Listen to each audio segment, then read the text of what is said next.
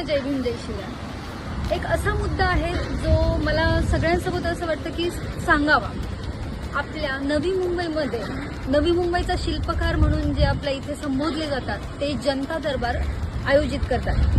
पण जनता दरबार आयोजित करण्यासाठी आपल्या भारतीय संविधानामध्ये कुठल्याही पद्धतीची कायद्याची तरतूद नसताना देखील जनता दरबार भरवला जातो।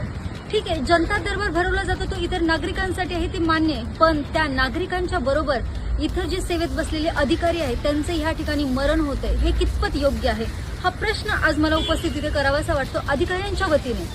कारण की काय झालेलं आहे, जनता दरबारमध्ये सकाळचे 8 वाजल्यापासून ते रात्री 10:30-11 वाजेपर्यंत अधिकारी तिथे थांबवून घेतले जातात।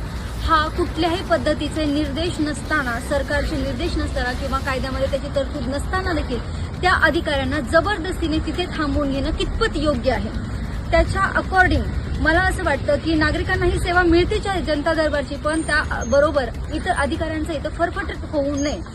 त्याचबरोबर अधिकाऱ्यांना रॉंगफुल रिस्ट्रेन जर कोणी त्यांच्याबरोबर हुज्जत घालण्याचा प्रयत्न केला तर BNS section 126 IPC section 341 according सदर अवरोध म्हणून त्यांच्यावरती गुन्हा दाखल व्हायला हवा।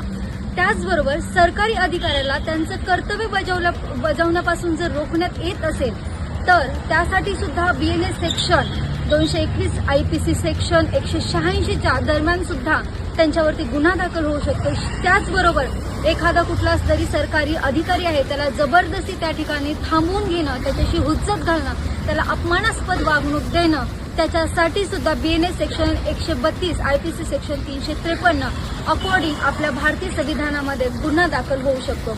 मग मला सांगा, ह्या सरकारी अधिकाऱ्यांवरती एवढा जात आणि जुलूम का होत आहे? जर आपल्या इथला मंत्री, खासदार असो, आमदार असो किंवा कुठलेही मंत्री ह्या अधिकाऱ्यांवरती प्रेशर देण्यासाठीचं काम का करतायत, त्याचबरोबर त्यांना इतकी अपमानास्पद वागणूक का मिळते? नवी मुंबई महानगरपालिकेमध्ये ह्या ज्या आमदारांमुळे असो किंवा मंत्र्यांमुळे असो सगळे अधिकारी खूप वैतागलेले आहेत, ते त्रासदायक भावनेतून आहे। पण ह्या सगळ्यांचं उल्लंघन इथे जे कायद्यामध्ये बसलेले मंत्री आहेत ते जर ह्या पद्धतीचं उल्लंघन करत आहेत तर हे कितपत योग्य आहे मला सांगा।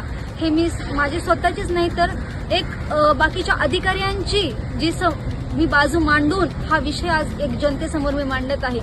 पण मला असं वाटतं की जर कुठेही भारतीय संविधानामध्ये कायद्यामध्ये जर जनता दरबारची तरतूद नाहीये तर मग हे मंत्र्यांकडून ह्याचं उल्लंघन का केलं जात आहे त्याबद्दल सुद्धा आम्ही आक्षेप घेणार आहोत आणि पुढे जाऊन तिचं पिटिशनही दाखल करणार आहोत की हे तात्काळ पद्धतीने अधिकाऱ्यांवरती जे होणारे जे जात जुलूम आहे ते प्रकार लवकरात लवकर थांबवण्यात यावे।